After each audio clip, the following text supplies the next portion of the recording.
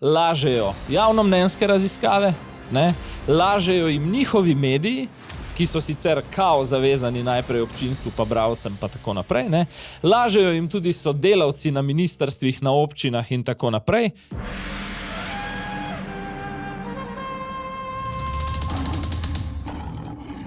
To je tedenski Safari, podcast, ki ga spremljajo levi in desni.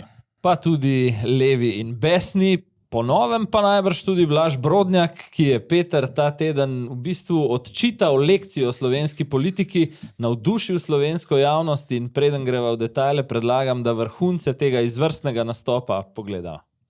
Čas je za samozavest tega naroda. Čas je za samozavest tega naroda v širši obliki. Samozavest pomeni, da en drugega ne izključujemo, ampak se povezujemo. Samozavest pomeni, da se spoštujemo do te mere, da se govorimo, kateri so 3-4 skupni cilji in jim sledimo. Brezpogojno in se v njih ne prepiramo.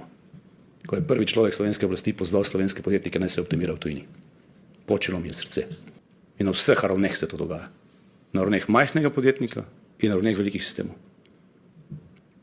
In tega ni za podcenjevati. To je kuhanje žabe v mlačni vodi. Nemogoče in nesprejemljivo in zgodovinsko škodljivo, ki bo imelo nepopravljive posledice, če traja še 5 let. Pa ne me narobe razumeti, jaz sem socialni demokrat v srcu. Ampak to, kar se v Sloveniji dogaja, je diverzija lastne države. Diverzija lastne države. So priznanje ministru Hanu, ki je branik kmečke pameti v vladi. Ampak načeloma smo sprejeli v zadnjih 3 letih ukrepe, ki iz Slovenije kapital in interes za vlaganje preganjajo v tujino. In ko aktivno, lahkotno, pred obrtniki in podjetniki, ki predstavljajo hrbtenico slovenskega gospodarstva, rečete, optimirajte se v tujini. Takim kot je Brodnjak, poči srce. Hvala.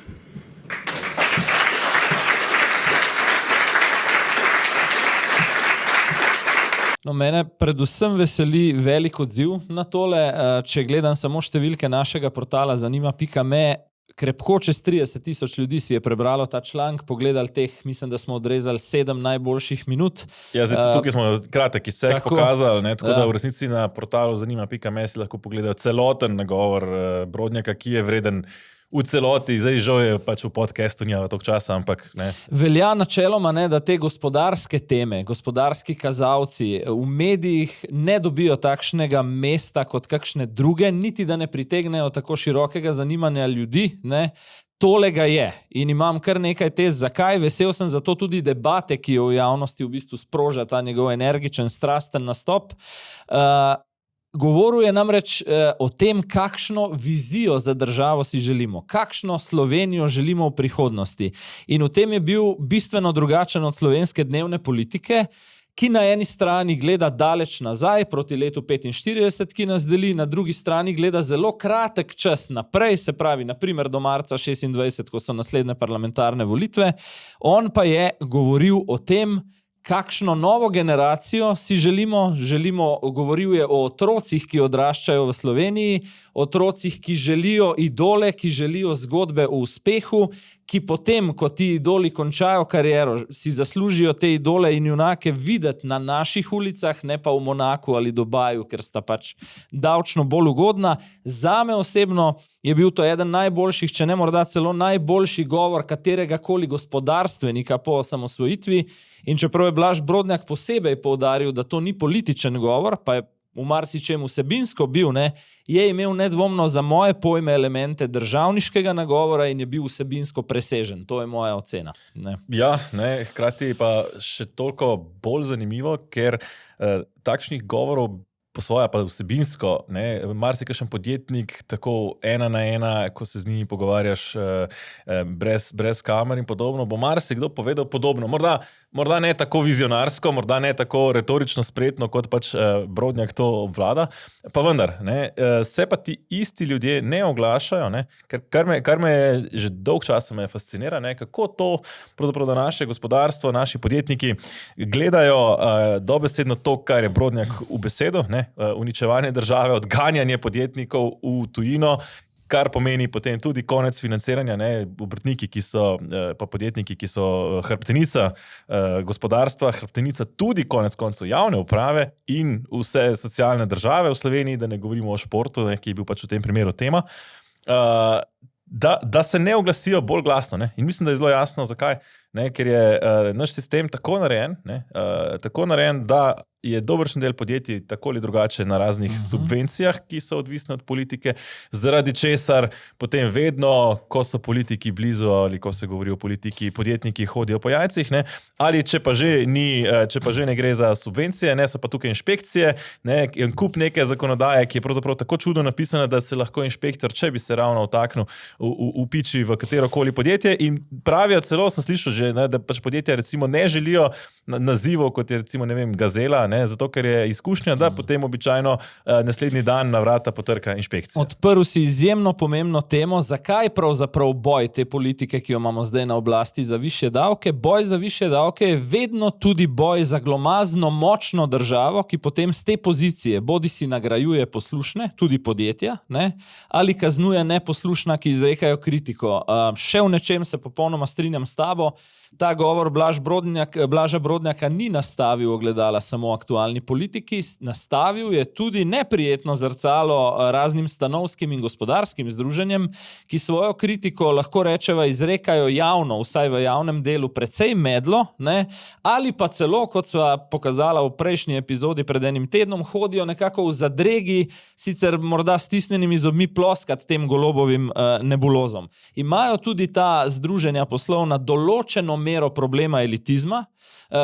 Zdi se ti, da ne govorijo mogoče nek sofisticiran jezik, ki ni v imenu ljudi, zato se mi zdi izjemno pomembna strast in to, da je govoril brez lista, brez vnaprej pripravljenega teksta in iz srca. Zakaj? Ker ga potem ne dojameš kot šefa neke odtujene velike NLB banke, ki govori iz te pozicije moči, ampak je dejansko izpadel kot nekdo od nas, nekdo izmed ljudi in govoril, recimo v imenu 500 000 Slovencev, ki so besni na ukrepe te vlade. Zagotovo jih je verjetno po moji oceni vsaj toliko. Ne? In še ena malenkost, zelo pomembno je tudi, komu je to povedal v obraz. Bil je gospodarski minister Han, bil je glavni politični boter Roberta Goloba, v prvi vrsti Zoran Janković, ljubljanski župan, bil je Franjo Bobinac, ki je recimo znan kot človek, ki ima ta refleks, da je vedno tam, kjer je treba biti za denar. In je zelo dobro, da se jim je upal to povedati na glas in v obraz. Zakaj? Tem ljudem, ki sem jih naštel, ministerski ekipi in še komu za njimi, lažejo javnomnenjske raziskave, ne? Lažejo jim njihovi mediji, ki so sicer kao zavezani najprej občinstvu, pa bralcem, pa tako naprej, ne? Lažejo jim tudi sodelavci na ministrstvih, na občinah in tako naprej. Jaz jim rečem kimavci, zato sem v bistvu napisal en komentar Vladavina kimavcev ob tem, ko jim je Blaž Brodnjak nalil čistega vina. In pač podobno je pa oba veva tudi pri glavni največji stranki v opoziciji. Ne? Ta odsotnost kritike in zato toliko večja osuplost, kot ti nekdo v obraz pove, kaj si misli o realnem stanju. Mislim, kritični že so, ampak običajno skoraj bolj na tistih bolj obrobnih temah pa nekako neke moči ni. Ne, zanimivo mi je tudi, ne, pred časom, že v času Golobove vlade, ko so se že začenjali ti ukrepi, ne, sem se pogovarjal z večjimi gospodarstveniki, ne, in malo potipal, ne, kako pa se vendarle imajo gospodarska združenja, vendarle takrat se je nekako tudi nakazovalo neko večje povezovanje teh gospodarskih združenj, ne. Kaj lahko podjetniki naredijo? Ne? In sem celo slišal primer, bojda, ko se je v Nemčiji dogajalo nekaj podobnega, ne? so direktorji 100 največjih nemških podjetij poklicali Angelo Merkel na nek sestanek, ne? Da celo v neko gozdno kočo, ne? In so rekli, da če bodo s tistim zakonskim predlogom šli naprej, se bo gospodarstvo uprlo in bo začelo državljansko nepokorščina. Če bi se nekaj, dobršen del največjih slovenskih podjetij, največjih slovenskih davkoplačevalcev, konec koncev, odločil samo, da zamakne za 1 mesec plačilo vseh davščin, bi ta država zelo tako piskala, ne? Finančni minister, ta prvi. Ne? Tako da podjetniki pravzaprav kar nekaj tega imajo, pa se nekako počutijo, kot da tega ne morejo uporabiti, ali pa ne smejo, ali pa se bojijo, ne? Spet, konkurence nekako, da potem pa, če bo eden začel to, bodo drugi nekako skočili in seveda poservisirali politiko za to, da si pridobijo neke ugodnosti. Tako da tukaj se mi zdi pravzaprav nujno potrebno z vidika gospodarstvenikov, da se začne tudi neko bolj resno povezovanje in tudi bolj resne grožnje, kajti očitno, več kot očitno, vse skupaj do zdaj ni zaleglo. In če mi je kaj mar za to državo, pač ne bodo čakali, da se bodo vsi najprej odselili na Hrvaško in šele potem, ko se bo zadeva sesula, se bo sesula konkretno. Še eno zadevo se mi zdi v zvezi s tem pomembno povedati, ker sem potem videl interpretacije na socialnih omrežjih, češ da ta govor lahko pomeni tudi podporo neki drugačni ideološki vladi po strukturi. Kdor si želi politično prisvojiti ta govor Blaža Brodnjaka, ga po mojem niti ne razume. Vsebinsko izrečena je bila kritika obema poloma v delu, kjer se nista sposobna na kultiviran način dogovoriti o 3 ali 4 skupnih točkah, o katerih se ne prepira. In slišal sem še to od enega znanca, ki je tam bil na dogodku, kako zelo grdo ali v tla ali pa z izjemno namrščenimi obrazi so gledali Brodnjaka te trije, predvsem Zoran Janković. Jaz bi rekel tako, niso na teh pozicijah dolga leta nekateri, zato da bi gledali lepo. In prav je, da so včeraj dobili to lekcijo, ker je samopašnost v krogu kimavcev in teh, ki jim lažejo iz svojega interesa prevelik. In še tem, ko se ne laže, se pravi, ko pridejo realni podatki, recimo, da je padec BDP-ja v prvem četrtletju Slovenija doživela največji padec BDP-ja 0,8% v evroobmočju. Nobena druga država se nam niti približala, ni še 3 države so imele negativnega, ampak vse tam 0,1, 0,2, 0,3 največ, torej Slovenija edina 0,8. Mi v recesiji, In minister Boštjančič se potem spreneveda, češ, kako to, sej vendar pa je napoved Evropske unije še vedno, da bo na letni ravni rast 2%, čeprav je tudi ta napoved že zmanjšana in gospodarstveniki opozarjajo, ravno ta teden sem slišal tudi gospodarsko zbornico, ki opozarja, da pravzaprav v tej zmanjšani napovedi sploh še ni tega podatka o recesiji, ki je ministra Boštjančiča kompletno presenetil, očitno, kar pomeni, da se utegne napoved tekom leta še opazno zmanjšati tudi na letni ravni. Kar vidim dobrega ob vseh težavah, ki jih slovensko gospodarstvo pod to vlado Roberta Goloba ima in jih ima, kot bova slišala, res ogromna dodatna bremena vsako leto zaradi dajatev, se mi zdi v redu, da že zelo dolgo ni bilo o stanju slovenske ekonomije toliko govora kot ta minuli teden. Preden pa greva posamezne stvari pokomentirati, pa mislim, da je vredno pogledati si nekaj izjav ministra Boštjančiča in njegovo soočenje z poslancem Mene Sivertovcem pri Urošu Slaku. Celo razlagal je, kako zelo liberalna stranka so. Svoboda je sredinska liberalna stranka in seveda to politiko ves čas tudi izvajamo. Je pa dejstvo, da v koaliciji, ker imamo 2 bolj levi stranki, smo marsikaj tudi zapadamo za moj okus malo preveč pod njihove ideje. Posledica torej je, da zaradi tega, ker podjetja odhajajo v tujino, imamo tukaj nižje, slabše plače in po drugi strani imamo tudi ta padec bruto domačega proizvoda in tudi obeti s to vrstno politiko, ki jo vodi predsednik vlade Robert Golob, ko davčno previja ljudi in jemlje iz žepov ter ta denar prerazporeja, se pravi, svojemu volilnemu aparatu, nevladnim organizacijam in drugim, je to pač, da imamo res problem, ne samo zdaj, ta trenutek, ampak smo pred tem, da vstopimo v recesijo, kar pa je slabo za ljudi in za slovensko gospodarstvo. Lejte, to mantro poslušam že 3 leta, odkar sem minister, da se selijo v sosedno Hrvaško, ker so tam ugodnejši davčni pogoji. Sam povem, v Bosni so še ugodnejši kot na Hrvaškem. Mislim, zdaj, če smo dobro poslušali Brodnjaka na začetku, je povedal, da je pravzaprav minister Han iz SD-ja tisti branik, recimo, neke zdrave pameti. Ki pa ima pač 7 poslancev. V tej vladi, kolikor zdrave pameti v tej vladi je, pa vendar, torej Boštjančič se tukaj zdaj hvali kot sredinski politik. Glej, Boštjančič je proglasil Gibanje Svoboda za klasično sredinsko liberalno stranko. Jaz sem dejansko šel gledati politično teorijo. Kaj torej politična teorija govori o davčnem aspektu sredinskih klasičnih liberalnih strank in sem si izpisal par zadev. Torej, razbremenitev dela. Sredinska liberalna stranka naj bi si v mednarodnem merilu po neki politološki teoriji prizadevala za razbremenitev dela, zlasti pazi za srednji razred in manj premožne, to je ravno obratno od tega, kar gledamo v Sloveniji, in povečati z ciljem povečevanja neto plač, ne, in razbremenjevanja podjetij in posameznikov. To je ena stvar. Druga, recimo, progresivna obdavčitev,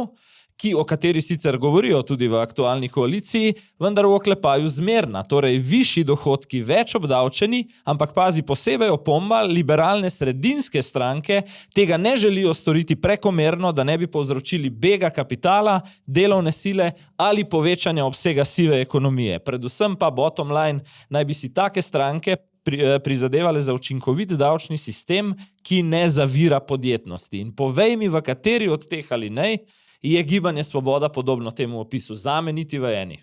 Jaz ne najdem ene stvari, kjer bi bilo Gibanje Svoboda dejansko zares sredinsko. Ne? Mislim, da je pač brezprogramskost spremenila se v neko skrajno levičarstvo v pretežnosti. Ne? Prazna lupina za naskok na oblast, ki dajeta dejansko edino vsebino druga dva koalicijska partnerja, predvsem eden, ki je močno skrajen. Ne? In bi rekel, da kaže ta izjava Boštjančiča tudi o tem, kako zelo zamaknjen imamo ta politični prostor proti levi, se pravi, da tisto, kar gospod Boštjančič misli, da je sredina, je v bistvu v mednarodnem merilu trda levica. Ne? Zdaj, rekel bi pa še tako, še posebej žalosti to, a ne, da se v enem dnevu na Festivalu Svobode, verjamem, da so se tam imeli fino, ne, oni, ki radi uživajo svojih pozicij, proglasi za sredinskega politika, potem pa, ko smo videli v studiu na 24 ur zvečer, poglobi retoriko, provokativno, skrajno levo retoriko premijeja in povabi ne samo na Hrvaško, ampak zaradi mene pejte pa še v Bosno. Ne? Ja, češ, ne, v smislu, kako zelo boljše storitve so pri nas, ne.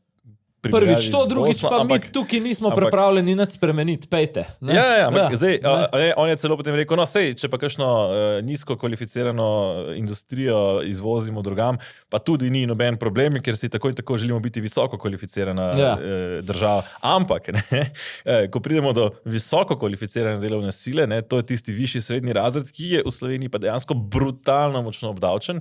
Ne? Ko enkrat nekdo pride v ta višji srednji razred, ne, pa res plačuje visoke davke, ne? Torej govorimo o inženirjih, govorimo o znanstvenikih, o nekih management kadrov in podobnem, ne? Ki so recimo nekoliko bolje plačeni od povprečja, vsekakor, logično, ne? In ti ravno množično bežijo na Balkan, v Srbijo, na Hrvaško. Ne? NLB je predstavil razvojni center v Beogradu, oziroma ga odprl v Beogradu. Ne? Serija multinacionalk je predstavila sedeže za Balkan ali pa za to srednjeevropsko področje iz Slovenije na Hrvaško, nekateri celo na Madžarsko. Še eno temo bi kle omenil, ker smo videli Vrtovca pa Boštjančiča. Mata namreč še en spopad ali pa kleš, če bi mu rekel pogovorno, ta hip, in to je obdavčitev kriptobogatstva, kriptosredstev oziroma tistega dela prihrankov, ki ga je kdo pač naložil v kriptovalute. Tukaj je NSI v bistvu na nek način prehitela vlado, ki načrtuje to 25% obdavčitev vseh donosov na kripto, ne, in je vložila tako imenovan Simičev zakon v proceduro, ki predvideva dvoje. Amnestijo, se pravi odpustek obdavčenja za vse naložbe pod 10.000 evrov in drugo 5% obdavčenje, ampak tukaj je nekaj drugega bistveno. Rekla sva že, velikrat to rečeva, da za vsem, kar skuša Svoboda urediti na zakonodajni način, je nek konkreten ekonomski. Na koncu se vedno pokaže nek interes njih osebno ali njihovega kroga. Poglej, Boštjančič je pred časom, mislim, da v bistvu relativno kmalu po začetku mandata priznal, da se je že pred leti odločil, da okoli 10.000 evrov svojih prihrankov naloži osebno v kriptovalute. Ne? Sodi kot finančni minister, pa tudi sicer kot dolgoletni poslovnež med bolje obveščene ljudi, ne, ki se giblje tudi v mednarodnih finančnih krogih in ima dostop do informacij. In kle je ena stvar, ki je slovenski javnosti zamolčana. Na vsaka 4 leta je cikel, ko kriptovalute rastejo z 20-kratnimi, 30, 50-kratnimi donosi, in to se dogaja ravno kar letos. Zdaj je Bitcoin na dan, ko govoriva tam čez $110,000 na enoto, kar že zelo dolg ni bil. In bolje obveščeni, tudi praviloma potem bogatejši del v Sloveniji, bo letos pred koncem leta, nekje oktobra ali novembra, potegnil vse svoje, morda tudi milijonske donose, neobdavčeno, zaradi tega, ker je Boštjančič v zakonu napisal, da je obdavčitev 1.1.2026. Koga bojo torej obdavčili? Jaz bom pogovorno rekel sirotinjo, ki informacij nima, ki bo zadržala tistih 3000 evrov na računu na kriptovalutah po 1. januarju in jih bojo obdavčili 25%. Tako da to je samo še en v vrsti ukrepov, ki na tej neki ideološki, levičarski ravni sporočajo, nekaj smo vzeli bogatim, v bistvu jim ne bojo vzeli nič. Čist nič. Ja, pri čemer pa še se včasih sprašujem, ali pač so tako zaslepljeni, tako recimo neobveščeni o realnosti, ali pa enostavno samo pač prodajajo meglo in upajo, da se bo kaj pač prodalo. Ne, v smislu, če bi poslušali, mislim, če pogledamo situacijo, ne, davki so vedno višji, konkurenčnost pada, gospodarstvo troši vedno dražjo elektriko, ne, ki je med najdražjimi, in posledično je konkurenčnost v primerjavi s sosednjimi državami na zelo nizki ravni. Ne. Videli smo, ne, kako je padec gospodarstva samo pri nas, ne, skoraj nikjer drugje, skoraj celotna ostala Evropa je v prvem četrtletju rasla. Ne. Minister Boštjančič pa hkrati in skupaj s premierjem Golobom, ne, oba razlagata, kako smo zvezda sredi Evrope, ne samo zvezda sredi Evrope, ne, celo malo je bil šokiran, kako to, da je padel gradbeni sektor, kako to, da ljudje začenjajo nekoliko več varčevati, da manj trošijo. Ne. Mislim, da ne, in potem se še sprašuje, ne, kako da mu učitajo, ne, da je pač pokopal Adrio Airways, ne, kot prejšnji. No in zdaj sva lepo pri ponedeljkovih poslanskih vprašanjih za predsednika vlade. Ne. Jaz sem po tistem nastopu, ki je bil zame ekscesen. To je bil po mojem najbolj ekscesen nastop premierja pred poslanci do zdaj. Jaz sem ga označil za bullshit oziroma po domač povedan po slovensko nakladanje Roberta Goloba. Zakaj? Lepo si že razkril manipulacijo glede davčnega okolja na Hrvaškem ali pa v Bosni, kot da je to, ali pa v Srbiji recimo, kot da je to namenjeno, da se optimizirajo, ne vem, pač neki slabo plačani, nekvalificirani kadri. Ne. To je ravno namenjeno tistemu najbolj propulzivnemu delu prebivalstva, ki troši. Ne. Drugo je bil pa potem čista manipulacija glede tega, kaj so razlogi, da smo edini v evrskem območju v recesiji, ne, kjer, kot bova videla zdajle, je premier rekel, da so to izključno zunanji razlogi. Ja pa ja, seveda. Ne. Zaradi negotovosti, ki izhajajo izključno iz zunanjih dejavnikov, ne, tokrat ni vojna, ampak je napoved carinske vojne in carinskih tarif strani Združenih držav Amerike. Tu izhajajo negotovosti v mednarodnem prostoru in od tu izhajajo znižanja napovedi, ki jih je tudi danes najprej IMF, danes pa tudi Evropska komisija povzela za letošnje leto in za prihodnje leto. Kljub tem znižanjem Slovenija ostaja nad evropskim povprečjem v vseh projekcijah. Poudarjam, kljub znižanjem, ker so ta znižanja manjša od marsikatere države, sploh od tiste, ki so naše največje trgovske partnerice, kot na primer Avstrija ali pa Nemčija, Slovenija ostaja nad evropskim povprečjem. Torej, Peter, izključno zunanji dejavniki, mednarodni, predvsem dogajanje v ZDA, je rekel Golob. Ne? Zdaj, najprej ga je potem poklopila, tukaj moram reči, da so bili zelo aktivni gospodarska zbornica, ne? Ki je rekla, da se nekaj čudnega dogaja, kljub vsem vladnim obljubam, popoplavna obnova, ekstenzivna gradnja stanovanj za mlade, je gradbeništvo v rasulu, se popolnoma ohlaja. Ne? Potem je opozicija, Vrtovec je povedal v soočenju, dodatna milijarda davčnih bremen na leto, to je potem ponovila tudi gospodarska zbornica, ki je naštela 10 novih dodatkov samo v zadnjih 2 letih, se mi zdi, ki bremenijo pač slovenskega gospodarstvenika. In tretje, potem se Boštjančič čudi, da je ena od postavk pomembnih v padcu BDP-ja, da se je trošenje ljudi, gospodinjstev ustavilo in da se nič več na tem področju ne dogaja. Ja, kako se lahko temu čudi? Dejansko od neto plač vsako leto ostane manj. Iz česa pa naj ljudje trošijo. Ne? In to so vse notranji dejavniki. Pričemer, če se navežem na Goloba, ne? Golob pravi, ja, ne, je gospodarstvo, zdaj se skrčilo, ampak to so vse zunanji dejavniki, ne? Predvsem, mislim, da je na prvem mestu, ne, tarifna vojna. Ja. Ne? Ampak ravno v enem od tujih medijev, ne, sem pred časom zasledil, da je pravzaprav v tej tarifni vojni na ravni Evropske unije Slovenija pravzaprav zmagovalka, zato ker je najmanj izpostavljena samemu trgovini z ZDA. Mislim, da manj kot 4% našega izvoza izvozimo neposredno v ZDA. Torej, dejansko so te Trumpove carine prizadele približno 4%, dobro, nekoliko več, zato ker pač izvozimo v Nemčijo, ki potem izvaža v ZDA, ampak vendarle, Nemčija se je skrčila manj, Nemčija se skoraj ni skrčila, pa je bistveno bolj izpostavljena ZDA. Tako da tukaj vidimo, da to je pač neko prodajanje megle, totalno prodajanje megle, da bi pač ljudi zavedli v smislu, saj nismo mi krivi, pač vse delamo dobro, ampak v tujini pač grdi Trump je pač tisti, ki enostavno pač ne dovoli, da bi mi rasli tako, kot bi mogli. Pa smo ne samo, da nismo bistveno izpostavljeni, celo najmanj v Evropi, pa cela Evropa raste, mi pa čudežno stagniramo. Glej, in ko je bil s temi suhoparnimi podatki v ponedeljek soočen strani opozicije, predvsem v parlamentu Golob, je rekel naslednjo stvar. Glejte, gospodje, jaz poslušam mednarodne bonitetne hiše, ker tam delajo strokovnjaki, ki vejo, kaj govorijo in oni so na naši strani, nam dvigujejo ceno. Vi ste pa politiki, sej kot da Golob ni, in imate, ko govorite o ekonomiji, druge cilje, se pravi omajati vlado in tako naprej, in imate tudi drugo kredibilnost. Zdaj bi pa na tej točki rekel nekaj. Golob ima finančnega ministra izjemno sporne kredibilnosti, ne bom našteval še jaz podjetij konkretnih, ker čisto vsi vemo, kje je bil, bom pa rekel bolj tako nasplošno. Ima finančnega ministra Klemna Boštjančiča, ki se je v svoji pretekli karieri, ko ni bil politik, sprehajal od pokopališča do pokopališča gospodarskih družb in rekel bi v tem stilu naprej, da nihče ni na tem pokopališču vstal od mrtvih zaradi Klemna Boštjančiča, medtem ko se je mrhovina izjemno dobro nahranila na teh istih pokopališčih. In to je finančni minister in to je kredibilnost finančnega sektorja v aktualni vladi. Ko smo pa že pri vprašanjih in odgovorih predsedniku vlade, bi pa opazil še eno opazko dal.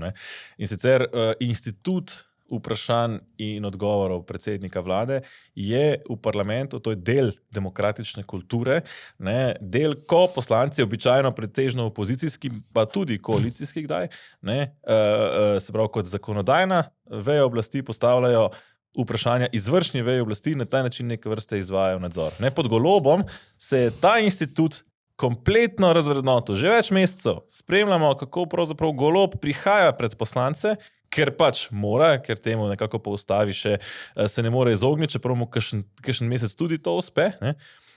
Ampak, ko pride v parlament in običajno odgovarja kompletno v nekih floskulah, nič kaj konkretno, napadalno do poslancev, prodaja neko meglo, neke pravljice, izmišljene podatke, izmišljene razloge, napadalno napada poslance. Skratka, jaz mislim, da je popolnoma nekako razvrednotil ta institut vprašanja predsednika vlade še kot ena izmed mnogih institucij, ki je bila razvrednotena demokratičnih institucij, ki je v tem vračanju demokracije, s katero se hvali Golob, bila totalno razvrednotena in jaz se ne čudim temu, da so ljudje siti, ker enostavno za njihovo duševno zdravje je boljš, da ne preveč redno spremljajo novic, ker enostavno pač to, kar vladajoči trenutno počnejo, če to aktivno spremljaš, mislim pa nisi res, bom rekel, dovolj profesionalno noter, da bi znal te stvari tudi potem nekako filtrirati, kot pač tisti, ki to res redno počnemo. Jaz razumem, da ljudje so obupali nad spremljanjem medijev, nad spremljanjem dogajanja in potem se enostavno lahko vlada privošči skoraj karkoli, ker gre pol stvari enostavno mimo. V tem slepilu lahko tudi poskusijo recimo ukiniti institut poslanskega vprašanja, potem sem pa prepričan, da jim bo kakršnokoli že tudi ustavno sodišče povedalo svoje, če že ni dovolj, naprimer, da jim, za ogrevanje pred volitvami 400 000 plus ljudi pove. Ta sporočila so bila očitno preslišana in še naprej gledamo Festival svobode, pa sva pri naslednji temi. Ne gre za ukinitev, formalno ukinitev. Gre za to, da ti pravzaprav razvrednotiš do te mere, da ti ni treba ukiniti, ker institut sploh praktično nima več nobenega smisla. In zdaj sta pri Festivalu svoboda govorila bova o dveh. Eden je dobesedni, to je ta dogodek v Arboretumu, ki so si ga zamislili in bo očitno vsakoleten. Drug Festival svobode, ki pa naše naročnike opozarjava na njega, pa je ta bonus zaklenjena epizoda krajša, ki jo bova posnela na temo Festivala svobode, ki se ravno kar na državni denar na veliko odvija na Darsu. Ampak peva najprej na tega strankarskega. Pa poglejmo, kaj je bilo neko glavno sporočilo Roberta Goloba, ki se je potem cel teden vleklo. Edino skupaj, povezani, na levi sredini, smo lahko branik pred desnim populizmom. In ugotovitev vladajočih, da med njimi ni prostora in časa za nove obraze na levem političnem polu. Ta čas je minil. V naslednjem letu je potrebno vse sile leve sredine povezati z enim samim namenom, da pozabimo na posamične, individualne interese, tudi osebne, če hočete, in da se združimo za to, da ohranimo Slovenijo kot pravno državo, kot demokratično državo in kot državo, na katero smo ponosni. Poglej, tukaj pa res nimaš kaj drugega, kot da se režiš zraven. Zakaj? Najprej besede skupaj, povezani, in če bi slučajno kdo pomislil še kakšen nov projekt ustanoviti na levi sredini, ta čas je minil. Ne? Ta čas je bil samo takrat, ko je to počel Robert Golob. Tako, in potem je dokončno minil. Zdaj, najbolj duhovit del, to je res prav duhovito, je osebni interesi na stran. Ugotovimo iz primera v primer, da vse, kar ta Gibanje Svoboda predlaga, vse, kar ta koalicija potem na njihov predlog potrdi, je osebni interes. V tej vladi ni ničesar, kar ne bi bilo osebni interes Robert Goloba. Ničesar. Ne? In lahko vse skupaj tole, vsa ta sporočila preprosto prevedemo kot sporočila nekomu, to je Vladimir Prebilič, ki še vstopa v ta prostor oziroma razmišlja vsaj uradno še vedno ali bi ali ne bi, in tudi kot je zapisal Rok Čakš na zanima.me, izkaz strahu pred Vladimirjem Prebiličem. Takšni nastopi pa, kot slišim, ker imam informacije tudi v tistem taboru, služijo predvsem kot dodatna motivacija za aktivacijo, ne pa kot nekaj, kar bi Vladimirja Prebiliča recimo utegnilo odvrniti od tekme. Situacija je namreč absurdna. Ne? Potrebuje ga levi pol, to zdaj vse ankete še toliko bolj po referendumu kažejo za 46. glas. Na drugi strani mu pa v bistvu s temi izjavami Robert Golob maksimalno, kar mu ponuja, bodi eden od mojih ministrov, ki se pol 4 leta ne bo smel oglasiti o ničemer. Ja, oziroma pridi v koalicijo, ne, pod mene, ampak vsekakor moj osebni, vsi ostali naj se podredijo osebne interese, ker je njegov osebni interes tisti, oziroma povedano. To je posvečeni osebni interes. Ampak pazi, 2 košarici je pa od Prebiliča že dobil. Prva je bila, to je potem so zapisali kolegi na Info 360, dobili so ponudbo pri Prebiliču, naj jih še pred referendumom podprejo, se pravi, naj Prebilič nastopi kot figura v provladnem Gibanje Svoboda pristopu k referendumu. Prebilič je to zavrnil, ne? Da bi sodeloval. Predstavljaj si, da bi ta svež obraz na levi sredini sodeloval pri pozivu k bojkotu. To je norišnica erste klase. Ne? Druga stvar, točno na ta nastop v Arboretumu, se je pa Prebilič odzval takole, to pa citiram, populizem, ki izkorišča strah, ni domena ene politične strani. Naslednji citat, to, kar je Golob rekel, se pravi enotnost, je zapiranje prostora za dialog pod krinko enotnosti, ki hitro prerase v zaton razuma ter vodi v enoumje. In potem v bistvu Prebiličev tabor pod enoumjem našteva nespoštovanje pravne države, spodkopavanje demokratičnih institucij in sistemska tveganja za korupcijo. Tako da lepo mu je povedal, v bistvu.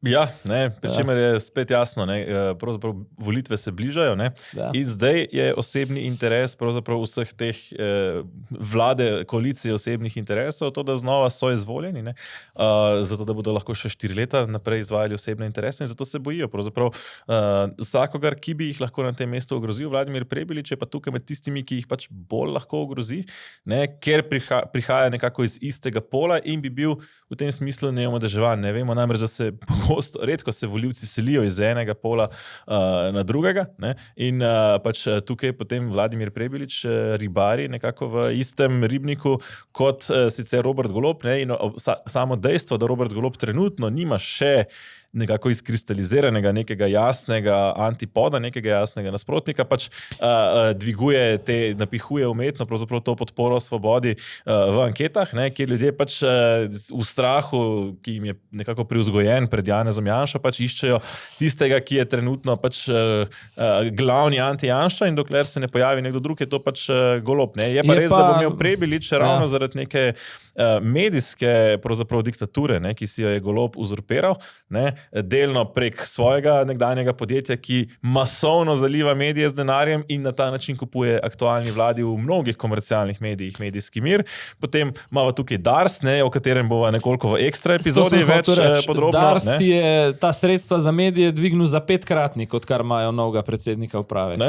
Tako da to so vse vzvodi, prek katerega se potem vpliva na medijsko krajino, zato da se pač določene te pritiske, določene te čudaškosti, da ne rečem, pač enostavno spregleda. Odločitev, pred katero je Prebilič, ni lahka, tudi zaradi tega, ker spremljajo ankete, ne, in tam tudi, ne, karkoli si že misliš o anketah, so pač dejstvo in tam kaže nekje med opredeljenimi 20% skoraj svobodi. Ne, tako da razumljivo je, da je ta odločitev Vladimirja Prebiliča pospremljena z nekaj mencanja, ja, tudi zaradi strahu pred medijskim aparatom. Ne. Ja, ko so že pri medijskem aparatu, medijski zakon je bil umaknjen v predal, ta teden morda tudi iz strahu pred referendumom, da bi ga SDS sklical, ne, se pa nekako nakazuje, da morda bi pa lahko prišlo do enega drugega referenduma, tokrat pa ne strani SDS-a, tokrat pa strani nekaterih sindikatov. Ne, in sicer več sindikatov, ne, je izpostavilo pravzaprav kritiko pokojninski reformi, ki jo je sicer večina sindikatov nekako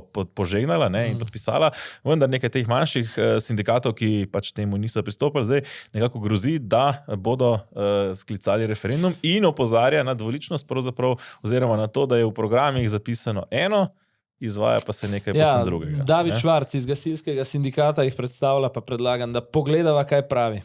Je sam program stranke, ki jo vodi minister oziroma jo je vodil ali pa prihaja iz kvote te stranke, ne, Levice, minister za delo Luka Mesec, ne, in če omenim, ne, kaj ta program je predvideval oziroma obljubljal vsem nam, volivcem, pred temi zadnjimi volitvami, čisto konkretno, nasprotovali bomo dvigu upokojitvene starosti in zaostrovanju pogojev za upokojitev. Druga zadeva, sredstva za povišanje pokojnin bomo pridobili tako, da bomo prispevke delodajalcev postopoma izenačili s prispevki delavcev oziroma delavk na 15,5%. In kar mi predlagamo. Ne? In še tretjič, zmanjšali bomo število zaporednih let v zavarovanju, na podlagi katerih se izračuna pokojninska osnova. Se pravi, iz trenutnih 24 zaporednih let, ne, ki se danes izračuna, ki jo daljšajo, ne, ali pa višjo na 35 let, ne, so 3 leta nazaj obljubljali, da jih bojo dejansko znižali. Ne. Lej, če kaj, pokojninska reforma je slaba. To sva že govorila. In še bolj kot slaba je v bistvu nepomembna. Je reformica, to smo ugotovili. Ampak eno redkih pohval, ki sva jo dala Luki Mescu za politično treznost, malo več pragmatizma, je bil tisti del te reforme, kjer dejansko ni pristal na nekatere tenzije, te, ki jih slišimo, da bi delodajalcem dvignil ta delež v prispevkih, ne, se pravi dodatno obremenil podjetja. Tako da to, kar smo slišali, je v bistvu bolj levo od že tako skrajno levega, kar nam vlada. Bi pa rekel tako, dober tekst sta imela z Nežmahom na zanima.me, v bistvu si delal intervju z njim, ne, kjer je sicer primarno opoziciji svetoval, da se je slabo v tem obdobju zaletavati v vlado z novimi referendumi in sem prepričan tudi jaz, zakaj. Nedavno so na sveže doživeli en zelo lep fiasko, ne, kar velik v bistvu polom na tem referendumu o umetniških pokojninah in bolj pametno, bolj politično modro za kogarkoli se mi zdi, da če te vlade ali pa podobne ne želi v naslednjem mandatu, da jih pusti, da se do marca naslednje leto valjajo in kuhajo počasi kot žabe, ker je rekel Brodnjak, v tem istem neuspehu. Ker vsak nov referendum pa je na koncu koncev tudi priložnost vlade, da iz tega neuspeha zleze s kakšnim presenetljivim preobratom. Ja, še posebej o medijskem nadzoru, ki ga ima. Ne. Zdaj, je zanimivo, ne. Se mi zdi, zanimivo je to opozorilo, ne, gospoda Švarca na razliko med obljubami, ne, in realizacijo, pa na tej točki lahko rečemo samo, da smo veseli, da pravzaprav nekaterih obljub niso realizirali. Zakaj? Tukaj je pa sreča, ne, da imamo Svobodo kot sredinsko liberalno stranko. Tako, ne, ampak zdaj ono pozarja, ne, in tudi sindikati radi govorijo o tem, ne, ki je povsem nesmiselno. Ne, v smislu, češ kako, da delodajalci v pokojninsko blagajno plačujejo manj, ne, celo kakšne milijarde so izračunali, koliko premalo so plačali delodajalci, ne, pri čemer je dejstvo, da ko govorimo o prispevkih, ne, na koncu imamo mi pač vrečo denarja, ki jo je delodajalec prisiljen plačati za to, da lahko delavec dobi plačo, ne, in del te vreče, vprašanje, kako velik del te vreče, pač na koncu delavec dobi. Čisto vseeno je, konec koncev. Morda na kratek rok ne, ker gre od bruto plače, ampak morda na kratek rok bi lahko kdo profitiral, ampak na dolgi rok je pa vseeno, ali se tem prispevkom reče prispevki delodajalca ali prispevki delojemalca, ali so odstotki naštimanje enakomerno ali niso naštimanje enakomerno. Na koncu sta ključni vprašanji dve, koliko mora delodajalec plačati za delavčevo plačo in koliko od te delavčeve plače delavec na koncu dejansko dobi. Ne? In če bi dejansko dvignili prispevke delodajalcev na isto raven, kot so zdaj, mislim, nekaj odstotkov nižji kot delojemalcev, ne? Pač enostavno bi to pomenilo na dolgi rok samo še zmanjšanje, oziroma še večji ta razkorak med bruto plačo in neto plačo. Ne? Tako da tukaj mislim, da ampak igrajo pa sindikati tukaj na neko veliko nepoznavanje ljudi, kako dejansko funkcionirajo plače, ne? In potem pač enostavno, ne, to, če nekaj obesiš delodajalcu, ne, se to pa ni problem delavca, ne, po tej logiki. Prepričan sem, da na koncu na ta referendum ne bomo šli, nas je pa ta teden ob težavah slovenske ekonomije, gospodarstva, tudi konec koncev tega standarda in kupne moči ljudi spomnil še na nekaj, da imamo težave zadnja leta vse večje tudi z varnostjo v tej državi. Ne. Zgodba je prišla na dan, da je ista kriminalna združba, ki je pred meseci izvedla mafijsko likvidacijo na Brdu pri Ljubljani, ne, želela zraketirati zapor v Mariboru. Ne, mislim, da takšnih filmskih pobegov, ne vem, če smo to že na svetovni ravni kaj doskrat videli. Ne? Da bi na ta način v bistvu iz zapora pobegnil potem na spektakularen in najbrž tudi kar zelo tragičen način, ne, za paznike in še za koga, pač Dino Muzaferovič, glavni, pravijo mu Cezar na čelu te kriminalne združbe. Kar je bilo pa ob tem žalostno, je bilo pa potem videti pravosodno ministrico Katič, kako želi tudi takšne dogodke, tudi takšna varnostna, resna varnostna tveganja v državi, nekako pripisati delovanju opozicije, pri čemer, ne glede na to, da vem, kako pač aktualna koalicija razmišlja in kako uokvirja na PR-ovski način stvari, mi je tole malo predivje povezati z desno sredino ali pa z SDS-om, na primer. Ne? To, da se sodniki in tožilci, pa se seveda tudi vsi ostali, policija, pravosodna policija, počutijo varne pri upravljanju svojega dela, je zelo pomembno. In sama vedno opozarjam, ko tudi nekateri vidni predstavniki javnosti ali pa politiki govorijo o krivosodju ali kakor drugače organizirajo določene proteste proti posameznikom, ko se pojavljajo določene fotografije ali druge navedbe na spletnih omrežjih, da to lahko umaja pogum posameznikov, predvsem pa vpliva na temelje pravne države. In za mene je to nesprejemljivo. In če gledamo sedaj, da tem grožnjam nekaterih politikov potem sledijo tudi grožnje v tako imenovanem drugem svetu, se pravi strani morebitnih kriminalcev, kakorkoli že se nam v bistvu vse stopnjuje, tudi zaradi tega, ker ne gradimo zaupanja v pravno državo, ampak na takšen način rušimo njene temelje. Se pravi, prosto po Andreji Katič, ne, dejstvo, da pač Janševi podporniki opozarjajo na krivice, ki se dogajajo v pravosodju, je pravzaprav razlog, zakaj bi Dino Muzaferovič skoraj zraketiral mariborski zapor. To je bil trigger, da so šli kriminalci v akcijo, ki je bila na koncu komaj preprečena zadnji hip. To nekako bi lahko razbrali, da nam prodajajo. Ne? Ja, glej, še nekaj bi potegnil ven iz tega. Zdaj je kristalno jasno, kakšen škandal je v resnici bilo poigravanje policije in tudi notranjega ministra z varovanjem tožilke Gončin, ki je opozarjala, ki so ji malo dali varovanje, ko se s to isto združbo ukvarjala, malo so ji ga vzeli, ne, in je imela, kot vidimo, v bistvu opravka z najbolj brutalnimi in zakrknjenimi balkanskimi kriminalci. Ne. Drugo, kar pa je, tole moraliziranje, ki smo ga od pravosodne ministrice ravno kar slišali, gospa Katič, prvo zaradi česar se kdo na policiji, naprimer, ne počuti, kot je rekla, udobno, varno, samozavestno, so ljudje kot je notranji minister Boštjan Poklukar, ki imajo, ne vem, sošolce, ki tihotapijo delovno silo iz Filipinov, naprimer. Ne? Potem in so potem obveščeni. Tako. Se ne počutijo varno zaradi nekdanjega generalnega direktorja policije Sejada Jušića, ki je tudi del tega istega škandala z preprodajo ljudi. Ne? Druga stvar, ki je govorila in pozivala k spoštovanju, pa res nisem fan te SDS-ove skovanke krivosodje, ampak pač ministrica za pravosodje, ki je aktivno pomagala, odkar je na tej funkciji, prikriti prave vzvode odločanja v zadevi Litijska, ne, zato da potem finančni minister pa premier nista bila med ovadenimi, pa še kdo, bivša ministrica, ki je pogodbo podpisala. In na drugi strani predsednik okrožnega sodišča v Ljubljani Pogačnik, ki ga Evropa sumi, da na nek čuden, nezakonodaj, pač izven zakona način dodeljuje stvari na sodiščih, nista ti osebi, ki bi v katerikoli državi, ne samo v Sloveniji, pozivala k spoštovanju in ugledu pravosodja. Res ne. Ne? Hkrati pa imamo podhranjeno policijo, ne, z bistveno manj pristojnostmi, kot kje druge v tujini, in potem se čudimo, ne, kako da pridajo neki kriminalci do takšnih idej, da bi recimo razstranili zapor. Zdaj čudili, ne, pa ni najbolj posrečena beseda, ampak minuli petek smo se vendarle popoldan začudili tudi nad dogajanjem v Državnem zboru. Andreju Hoiviku se je zgodilo, kar pač se je. Ne. Tisto, kar velja morda še reči besedo o dve, so medijske dimenzije tega dogodka okoli Hoivika. Jaz bom rekel tako, da se mi je večina medijev zdela primerno konzervativnih pri poročanju o tem, zadržanih, nekako na distanci, res so zelo suhoparno povzeli glavna dejstva. Nekaj tendenc v tem, da se ustvarja iz tega senzacionalizem, ker so bile pocitirane čisto vse besede, ki jih je pač Andrej Hoivik izrekel na strehi med nagovorom, ne, sem zaznal na provladnem Siolu, kot da nekako ustvarjajo ravno tist poligon, da se potem v naslednjem hipu nekdo dela norca iz tega dogajanja.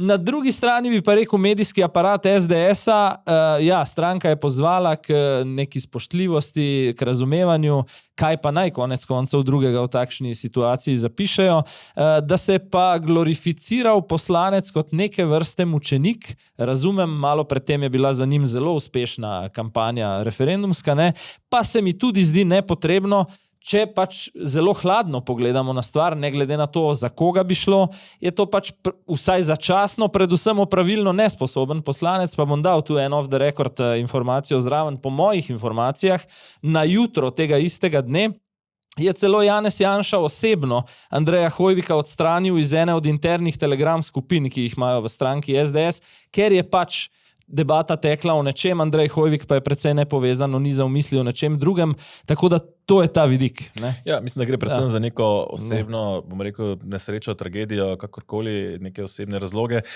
zakaj je pač do te stiske prišlo. Se mi zdi pa izrazito neokusno, kako se je potem pač marsikdo, posebej tisti strpni del, ne, tako imenovani, ne, ki samo imenovani strpni del slovenske politike, medijev in družbene scene nad tem naslajal in se iz tega dokaj grdo norčeval. No, se mi zdi, da to nekako ne pritiče, no, kaže na pravzaprav nek nizek nivo, se mi zdi, dogajanja v državi in hkrati pa nekoliko tudi osvetljuje pravzaprav pritiske, ne, oziroma tudi psihične pritiske, pod katerimi so lahko posamezniki, ko so na nekaterih bolj izpostavljenih funkcijah. Ne. Jaz bom zdaj ločil dvoje. Kaj je na to temo potem rekla Estrada? To je ta rubrika, ki praviš nesprejemljivo norčevanje, s čimer se absolutno strinjam, pa kaj je na to temo potem nekako procesirala politika skozi teden. Vendarle bi se na tem mestu, se mi zdi fair, da se retorično vprašam, brez da na to odgovorim, kaj bi bilo v obratnem primeru, torej če bi se na streho Državnega zbora sprehodil poslanec Svobode, na primer, da bi bila to celo Urška Klakočar Zupančič. Jaz mislim, da bi se enemu delu medijske krajine v Sloveniji odtrgalo, sem skoraj prepričan in si želim, da me z prihodnim ravnanjem postavijo na laž. Drugo, kar pa je, in zdaj pa pri tem estradnem delu, ne, je pa, videl sem tudi jaz, kot verjetno ti in še marsikdo, posnetek komika Gašperja Berganta, ki je dan potem zlezel tam na streho v neki industrijski coni in delal reklamo za stand-up predstavo Janezi, kjer je tudi Denis Avdić zraven, ne, kot del ekipe ali pa celo kot njihov ključni mož, in oponašal v bistvu Hoivikovo ravnanje s tem, da je delal zraven reklamo, kdaj je še zadnjič, nek zadnji datum, ko ta predstava bo. Ne. To je seveda, bom rekel, kretenizem, čist direktno, to je kretenizem, primitivno je to, ne, ampak bom pa rekel nekaj drugega. Da pa odziv na ta kretenizem ni dosti boljši in povem marsikaj tudi o stranki SDS. Namreč sprožili so kontravojno, čeprav tokrat Denisu Avdiću ni bilo treba storiti popolnoma nič, ker je to storil nekdo drug. Ne. So šli potem v medijsko vojno z nekimi očitki o tem, da je v bistvu svoj privatni kredit odplačal na račun dobrodelnih akcij, ki jih pač njegov radio pogosto organizira. Bom rekel takole. Če nek komik predvsem ni smešen, če je morbiden s svojo šalo in gre ljudem na živce, ker je nedostojen pri nekem tragičnem dogodku, potem naj politika pusti ljudstvu, občinstvu, tem istim, ki jih pozivajo na volitve, da presodijo, da takega komika zavržejo, ga preprosto ne spremljajo več in mu pade popularnost. Če kdo misli, da se mora politika, konkretno notranji minister Hojs je potem imel serijo tweetov o Denisu Avdiću, vtakniti v to, potem ima ravno toliko partijske metode v sebi, kot tista stran, kjer te partijske metode sicer dnevno radi poiščejo. No, to je moja kritika na ta medijski del vojne, ki smo ga potem gledali. Ne. Ja, zdaj, kolikor bi Avdić res ukradel ta denar, bi bilo to seveda upravičeno, ampak zaenkrat nimamo nekih resnih indicov, da je to res. Glede Denisa bi rekel samo to, jaz ga poznam, nisva nobena prijatelja, pač iz medijske scene se dolgoletno poznamo. Denis je imel v preteklosti težavo, ne bom šel konkretno, da je bistveno prehitro in na zelo neprimeren način se enkrat odzval na podobno javno stisko na nekem drugem koncu države. Vem, da se je potem leta intimno grizel zaradi tega, kar so mu tudi očitali, kar mu je celo družina akterja, o katerem govorimo, žal pokojnega, očitala. In bi lahko z te pozicije bodisi po mojem enkrat javno spregovoril o tem svojem obžalovanju ali ne, to je bila zdaj priložnost, pozval kolege v tej svoji isti ekipi, pač ne ponavljajo napake. To pa zagotovo. No, in ko smo že pri ravno različnih neprimernih medijskih odzivih, bi se pa ozrl še na eno stvar, in sicer obisk Tine Gaber in Roberta Goloba pri papežu Leonu XIV. V okviru inauguracije sta se pač kot slovenska delegacija srečala s papežem, kar je po svoje logično, seveda Slovenija kot katoliška država, pričakujemo neke visoke predstavnike, morda smo celo pogrešali neko zelo znano birmansko botro, ki tudi predstavlja slovensko državo. Marsikoga pa sta zmotila tista dva medvedka, oziroma bolj natančno medvedek in kužek v košarci, ki jo drži v rokah Tina Gaber. Gre za plišasti igrači, ki jo je nesla blagosloviti papežu, sta pa last ene deklice Enje, ki pač boleha za rakom. Zdaj, jaz bi rekel tako, gesta bi lahko bila zelo simpatična, če ne bi bila tako zelo zlagana, v smislu, torej po eni strani vidimo izkoriščanje deklice in obiska papeža za neko samo promocijo, ampak to bi še nekako požrali. Če ne bi vlada pravzaprav tega istega Roberta Goloba, ki stoji zraven, tako brutalno preganjala pravzaprav vse ostalo katoliško, kar v Sloveniji imamo, pa bom spomnil samo na dve stvari. Blagoslov Vina, ki potem je ziritiral Tamaro Vonto, poslanko Svobode, in Emilijo Stojmenovo Duh, zaradi česar je potem martinovanje v Leskovcu pri Krškem odpadlo, ampak izvorni greh je bil to, da bi lokalni župnik blagoslovil Vino. Potem smo videli cel pogrom nad osnovno šolo v Kamniku, ki je na otvoritev nekega prizidka, mislim, da povabila lokalnega župnika, prav tako, da je po slovenski tradiciji blagoslovil prostore. In češ smo poslušali, kakšna je to ločitev cerkve in države, župnik nima kaj iskati v šoli. Torej, imamo pa potem tukaj Tino Gaber, ki nosi blagoslovljene medvedke, pa za svojo lastno promocijo. Se mi zdi, ta dvoličnost me res tle moti, v smislu pač... Zdaj imata že skoraj začasno prebivališče v Vatikanu, se mi zdi.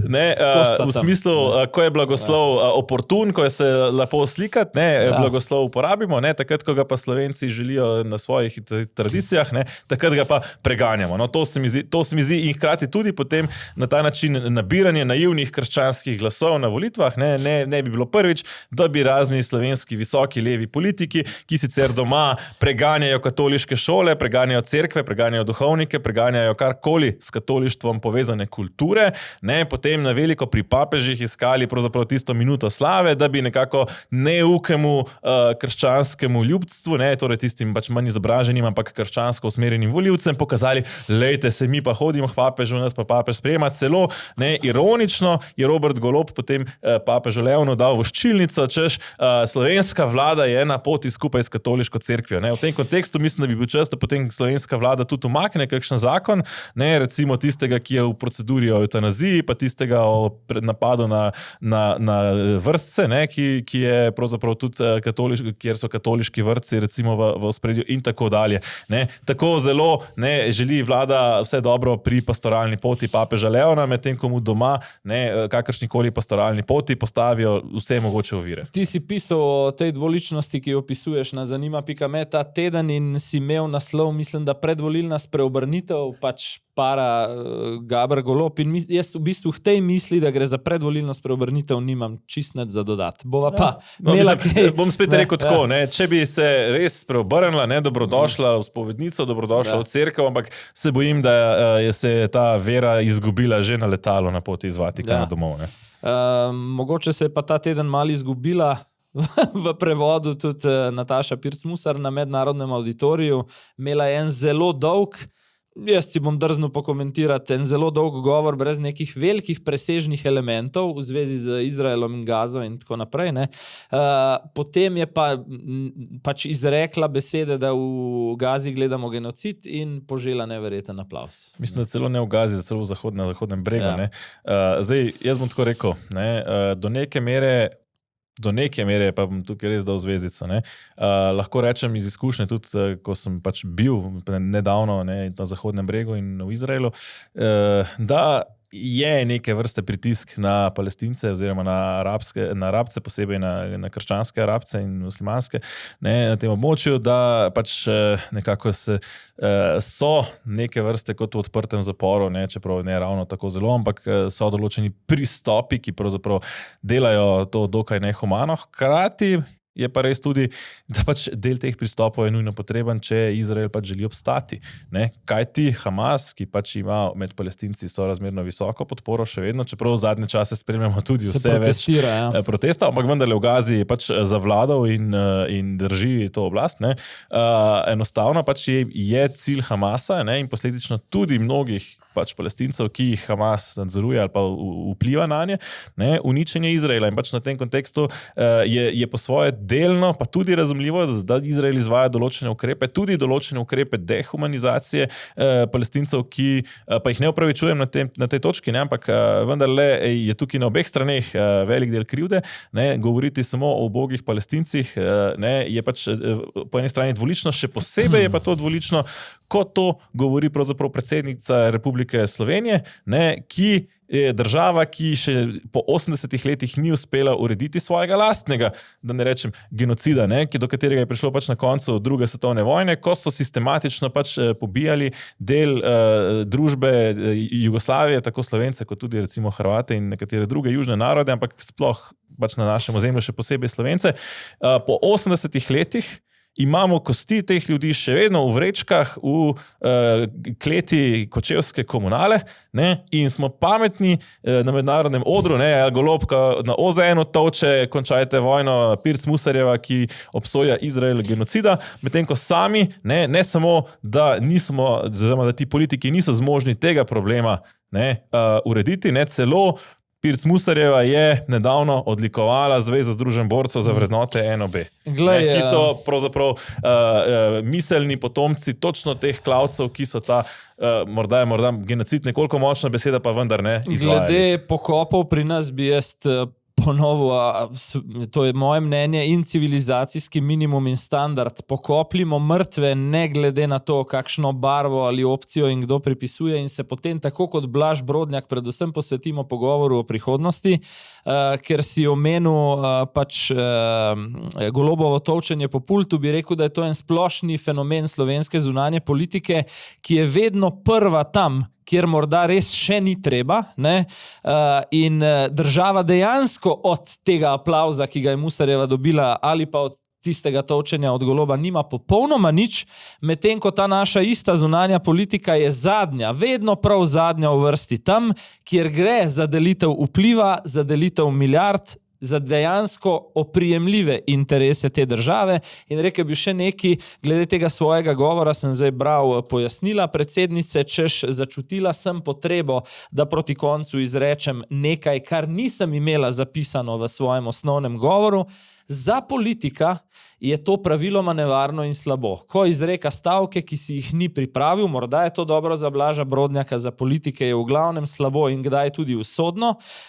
Rekel bi pa predvsem glede genocida, pustimo še naprej genocid pravnikom kot pravno kategorijo, za katero se bojo izrekala mednarodna sodišča. Je pa treba pač priznati, da marsikaj ni v redu, tudi v Gazi, mislim, katastrofa, ki se tam dogaja, vendarle pa enostavno kriviti eno ali drugo stran je v tem kontekstu pač vendarle preveč enostavno, preveč črno-belo. In smo že v zunanji politiki. In potem pridemo do točke, ko se zgodi recimo, da pač nek 30-letnik ustreli izraelski judovski par, ko sta zapuščala judovski muzej, enostavno zaradi Gaze. Zaradi to je ustvarjanje klime. Tako kot sva prej govorila, da lahko neka res neprimerna šala ustvari klimo norčevanja iz osebne tragedije, to je v bistvu podobna stvar. In lahko koga pahne čez rob kot se. Tako da mislim, da treba biti previden. Zdaj, vesela novica ali pa recimo pozitivna novica prihaja iz Romunije, kjer je kljub slabšemu rezultatu v prvem krogu, v drugem krogu uspel župan Bukarešte, Nikos Urdan, ki je zdaj novi predsednik Romunije in je nekako zaustavil ta obrat držav okoli Ukrajine, ki se z vladami obračajo nekoliko bolj proti Rusiji, kot sta že recimo Slovaška in Madžarska. Romunija gre očitno na neko proevropsko pot, ki jo v bistvu blizu, tudi sosedna država Srbija še čakamo, lahko bi malo se pohecala pa rekla, da v Srbiji Zoran Janković še uspeva ohranjati Vučića na oblasti. No, je pa v Romuniji res, da pač je tudi dosedanja oblast zaradi marsikaterih korupcijskih afer in slabega delovanja pač privedla do tega, da so ljudje resno razmišljali o nekem populistu, kar je potem pa seveda še ruska propaganda toliko dodatno podkrepila. No in zdaj najno trampovanje, skoraj obvezno, redko kdaj ga izpustiva. Najbolj odmevna novica z tega ameriškega dvora, mu bom jaz rekel, je to, da se Elon Musk počas odceplja in oddaljuje v bistvu. Ja, kar pa svoje ni tako zelo nepričakovano, glede na njegov karakter, pa tudi glede na težave, ki jih imajo njegova podjetja ravno zaradi tega, ker je ostal tako blizu Donaldu Trumpu. Po svoje, mislim, da je zelo jasno to sam povedal, v enem intervjuju ta teden, dovolj sem naredil za to državo, zdaj pa čas, da spet delam za svoje podjetje. Tako, potrošil je $250 milijonov za kampanjo Donalda Trumpa, vmes je njegova Tesla zašla v kar konkretne težave, mislim, da se mu je občutno, številke si nisem zapomnil, ampak res občutno znižalo osebno premoženje, posledično in tako naprej. Delno tudi zaradi Trumpovih tarif. Seveda, absolutno. Bi pa dodal še to, da mi je pa ironično, in tukaj se mi zdi pa, da tako na levi kot na desni, pravzaprav da neke stvari, ki kot so električni avtomobili, nekaj povsem objektivnega, zdaj ali so dobri ali ne presojamo po nekih tehničnih lastnostih, po nekih voznih lastnostih, ampak potem, kako se pač do njih obnaša neka politika. In ko so bili demokrati zagovorniki zelenega prehoda in elektromobilnosti, so bile Tesle med demokratskimi volivci totalno priljubljene, in so jih republikanski volivci sovražili, morda niso ravno zažigali, tukaj treba to razliko narediti, niso ravno zažigali avtosalonov ali pa avtomobilov, pa vendar ne. Zdaj, ko pa je kar naenkrat Musk prijatelj Donalda Trumpa, so pa kar naenkrat republikanci in Trump navdušeni nad Tesla, demokrati, ki so bili pa prej navdušeni vozniki Tesle, pa kar naenkrat to zdaj povezujejo s političnimi konotacijami in so pa zdaj tisti, ki Tesle zažigajo. Ampak poglej podobnost. V ZDA ta bipolarnost glede Tesle, v Sloveniji trenutno recimo glede Denisa Avdića. Na isti politični osi v bistvu. Ja, pa bi si spet želel, tudi sam recimo, ko grem na stand-up predstavo, ne maram sicer, da mi neke politične ideje tlačijo, bom rekel, skozi grlo. Vdahneš od tega. Ampak se pa ponavadi ne sprašujem, ali je nek komik levo, desno ali kako drugače. Dokler je duhovit, se bom smejal njegovim šalam. Ja, evo, pri koncu te epizode smo, tako kot minuli teden bo tudi tokrat z vami v posebnem naročniškem delu na portalu zanima.me tudi zaklenjen video, ekstra epizoda, ki bo govorila o Festivalu Svobode, ne tem strankarskem arboretumu, ampak o bogati gostiji na državne stroške, ki jo uprizarjata brata Andrej in Branko Ribič na državnem Darsu. Skratka, na Darsu se dogaja marsikaj zanimivega, nekaj tega si že razkril v članku na portalu zanima.me. Še nekaj več pa v bonus epizodi, ki sledi rednemu safariju, že v soboto dopoldne. Bodite skrajno lepo.